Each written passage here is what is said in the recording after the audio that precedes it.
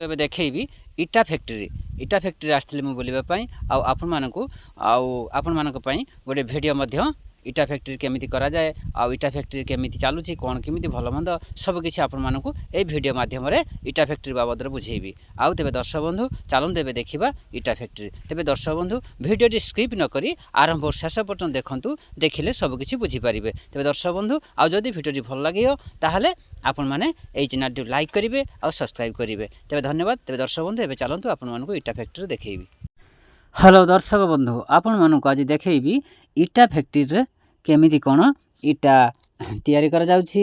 ଆଉ ଯଦି ଆପଣମାନେ ଇଟା ବେପାର ବା ଇଟା ବିଜନେସ୍ କରିବା ପାଇଁ ଚାହୁଁଛନ୍ତି ତାହେଲେ ଆପଣମାନେ ହୋଲି ପୂର୍ବରୁ ମଧ୍ୟ ଇଟା ବିଜନେସ୍ ଆରମ୍ଭ କରିପାରିବେ, କିନ୍ତୁ ହୋଲି ପରେ ମଧ୍ୟ କରିପାରିବେ। ହୋଲି ପୂର୍ବରୁ କରନ୍ତୁ ଭଲ ହେବ, ଆଉ ହୋଲି ପରେ ମଧ୍ୟ ଚାହିଁଲେ କରିପାରିବେ।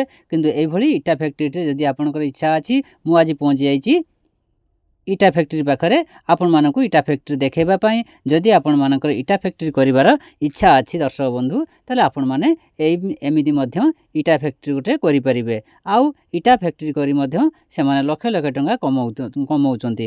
କାରଣ ଏବେ ତ ସାଧାରଣତଃ ଗାଁ ଗହଳିରେ ସେମାନେ ପ୍ରାୟ ଅଧିକାଂଶ ଲୋକ ଘର କରୁଛନ୍ତି। ଆଜିକାଲି ତ ଚାଳ ଘରେ ତ ରହିବା ପାଇଁ ବହୁତ କଷ୍ଟ ହେଉଛି। ଚାଳ ଘର ବର୍ଷା କାଦୁଅରେ ଭାଙ୍ଗି ଯାଉଛି। ଆଉ ଲୋକମାନେ କ'ଣ କରୁଛନ୍ତି ନା କିଛି ନହେଲେ ବି ଇଟା ଘର ବା କୋଠା ଘର କରୁଛନ୍ତି। ଇଟା ପଥରରେ ଗୋଡ଼ିରେ ସିମେଣ୍ଟରେ ଘର କରୁଛନ୍ତି। ଆଉ ସେଥିପାଇଁ ମଧ୍ୟ କଂକ୍ରିଟ ଇଟାର ମଧ୍ୟ ଆବଶ୍ୟକତା ଅଛି। କୋଠା ଘର କରିବା ପାଇଁ କଂକ୍ରିଟ ଇଟାର ମଧ୍ୟ ଆବଶ୍ୟକ ଅଛି। ଆଉ ଗ୍ରାମାଞ୍ଚଳରେ ମଧ୍ୟ କରିହେବ। ଗ୍ରାମାଞ୍ଚଳ କ'ଣ ସହରାଞ୍ଚଳ କ'ଣ ସବୁ ଜାଗାରେ ମଧ୍ୟ ଆପଣମାନେ ଇଟା ଫ୍ୟାକ୍ଟ୍ରି କରିପାରିବେ।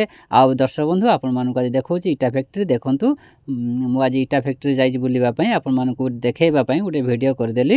ଆଉ ଇଟା ଫ୍ୟାକ୍ଟ୍ରି ମଧ୍ୟ ବହୁତ ସେମାନେ ରୋଜଗାର କରୁଛନ୍ତି। କାରଣ ଇଟା ସେମାନେ ତିଆରି କରିଦେଲା ପରେ ଇଟାକୁ ବହୁତ ଟଙ୍କାରେ ସେମାନେ ବିକ୍ରି କରୁଛନ୍ତି। ଆମେ ବି ଯଦି ଆମେ ତ ଗରିବ ଲୋକ, ପଇସା ନାହିଁ, ଯେଉଁମାନଙ୍କର ପଇସା ଅଛି ସେମାନେ ମଧ୍ୟ କିଣିକି ଘର କରିପାରୁଛନ୍ତି। ଆଉ ସେମାନେ ଯେଉଁମାନେ ଇଟା ଫ୍ୟାକ୍ଟ୍ରି କରିଛନ୍ତି ସେମାନଙ୍କର ମଧ୍ୟ ଭଲ ରୋଜଗାର ହେଉଛି। ଅତି କମରେ ସେମାନେ ଲକ୍ଷ ଲକ୍ଷ ଟଙ୍କା ମଧ୍ୟ ରୋଜଗାର କରୁଛନ୍ତି। ତେବେ ଦର୍ଶକ ବନ୍ଧୁ ଆପଣମାନେ ଚାହିଁଲେ ମଧ୍ୟ ଆଉ ଇଟା ଫ୍ୟାକ୍ଟ୍ରି ମଧ୍ୟ ଏଇଭଳି କରିପାରିବେ। ତେବେ ଦର୍ଶକ ବନ୍ଧୁ ଦେଖନ୍ତୁ, ଏଇ ଯେଉଁ ହାଣ୍ଡିଟା ଆପଣଙ୍କ ସାମ୍ନାରେ ଦେଖୁଛି ତା ଦ୍ୱାରା ବିଭିନ୍ନ ତାଙ୍କର ର ମେଟେରିଆଲ୍ ପକାଇକି ସେମାନେ ଇଟା କରୁଛନ୍ତି। ଏଇଟା ହେଲା ଇଟା ପକା ମେସିନ୍। ଆଉ এই ଇଟା ପକା ମେସିନ୍ରେ ସେମାନେ ଇଟା ତିଆରି କରିକି ଲୋକମାନଙ୍କୁ ବିକ୍ରି କରି ସେମାନେ ବହୁତ ଟଙ୍କା ରୋଜଗାର କରିପାରୁଛନ୍ତି। ଆଉ ଦର୍ଶକ ବନ୍ଧୁ ଆପଣମାନେ ଚାହିଁଲେ ମଧ୍ୟ ଏମିତି ଗୋଟିଏ ଇଟା ଫ୍ୟାକ୍ଟ୍ରି କରିପାରିବେ। ଆଉ ଇଟା ଫ୍ୟାକ୍ଟ୍ରି କରି ମଧ୍ୟ ଆପଣ ଲକ୍ଷ ଲକ୍ଷ ଟଙ୍କା ମଧ୍ୟ ରୋଜଗାର କରିପାରିବେ। ଆଉ ତେବେ ଦର୍ଶକ ବନ୍ଧୁ ଆଉ ଯେଉଁମାନଙ୍କର ଇଟା ଫ୍ୟାକ୍ଟ୍ରି କରିବାର ଇଚ୍ଛା ଅଛି ସେମାନେ ମଧ୍ୟ ଏଇଭଳି ଇଟା ଫ୍ୟାକ୍ଟ୍ରି ମଧ୍ୟ କରିପାରିବେ। ମୁଁ ଆସିଥିଲି ବୁଲିବା ପାଇଁ, ଆପଣମାନଙ୍କୁ ଦେଖାଇବା ପାଇଁ ଗୋଟେ ଇଟା ଫ୍ୟାକ୍ଟ୍ରିର ଗୋଟେ ଭିଡ଼ିଓ କରିଦେଲି। ତେବେ ଦର୍ଶକ ବନ୍ଧୁ ଦେଖନ୍ତୁ, ଏଇ ଆପଣଙ୍କ ସାମ୍ନାରେ ଯେଉଁ ଦେଖୁଛନ୍ତି ହେଲା ଇଟା ଫ୍ୟାକ୍ଟ୍ରି।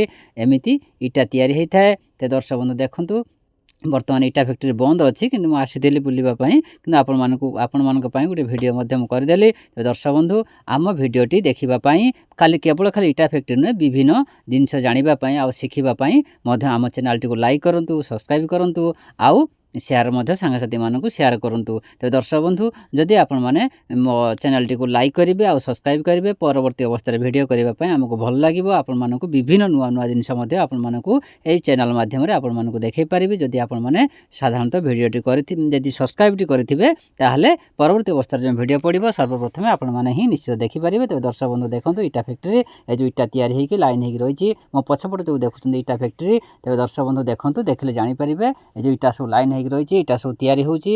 ଆଉ ଏଇ ଯେଉଁ ଗାଡ଼ି ଦେଖୁଛନ୍ତି ସେ ଇଟା ବୁଆବୁଇ ଗାଡ଼ି। ଆଉ ଦେଖନ୍ତୁ ଇଟା ଫ୍ୟାକ୍ଟ୍ରି ଦେଖନ୍ତୁ, ଦେଖିଲେ ଜାଣିପାରିବେ। ଆରମ୍ଭରୁ ଶେଷ ପର୍ଯ୍ୟନ୍ତ ଦେଖନ୍ତୁ, ଭିଡ଼ିଓ ସ୍କିପ୍ ନ କରି ସବୁ ଦେଖିଲେ ସବୁ କିଛି ବୁଝିପାରିବେ ଆଉ ଜାଣିପାରିବେ। ତ ଦର୍ଶକ ବନ୍ଧୁ ଦେଖନ୍ତୁ, ଏଇଟା ହେଉଛି ଇଟା ଫ୍ୟାକ୍ଟ୍ରି। এই ଯେଉଁ ପଛପଟେ ଯେଉଁ ବେଲ୍ଟ ଲାଗିଛି ସେ ବେଲ୍ଟରେ ମସଲା ଯାଇଥାଏ ଆଉ ଇଟା ମଧ୍ୟ ସେ ମେସିନ୍ରେ ତିଆରି ହୋଇଥାଏ। ତ ଦର୍ଶକ ବନ୍ଧୁ ଆଉ ଏଇଟା ହେଲା ଇଟା ଫ୍ୟାକ୍ଟ୍ରି। ଦେଖନ୍ତୁ এইଠି ମଧ୍ୟ ଇଟା ତିଆରି ହୋଇଥାଏ। ତିଆରି ହେବା ଦ୍ୱାରା ଆଉ ଲୋକମାନଙ୍କୁ ବିକ୍ରି କରନ୍ତି।